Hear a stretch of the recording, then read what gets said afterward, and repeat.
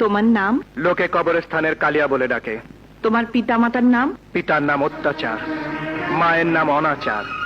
অত্যাচার আর অনাচারের মধ্যেই আমার জন্ম। নিজের বাপ মা সম্পর্কে এমন গর্হিত কথা কোনো সন্তানের মুখে শোভা পায় না। আমি তোর বাপ এটা বলার সাহস আমার বাপের ভেতর ছিল না, আর নিজের সন্তানকে বুকের দুধ খাওয়ানোর মন আমার মায়ের কাছে ছিল না। তোমার শিক্ষাস্থল কোথায়? কবরস্থান। কবরস্থানে কি করে শিক্ষা দেওয়া হয়? কেন দেওয়া যাবে না জজ সাহেবা? রাজা রানী, ছোট বড়, ধনী দরিদ্র সব ওই কবরস্থানে এক হয়ে থাকে। কবরস্থানে সবাই এক মাটিতে মিশে যায়। দুনিয়ার সব জায়গায় ভেদাভেদ আছে, কিন্তু এই কবরস্থানে কোনো ভেদাভেদ নেই। তোমার কৃতকর্মের জন্য তুমি শাস্তি পেতে পারো, তা তুমি জানো? আমার কৃতকর্ম যদি অন্যায় হয়ে থাকে তবে তার জন্য যে শাস্তি আমি তা মাথা পেতে নেব।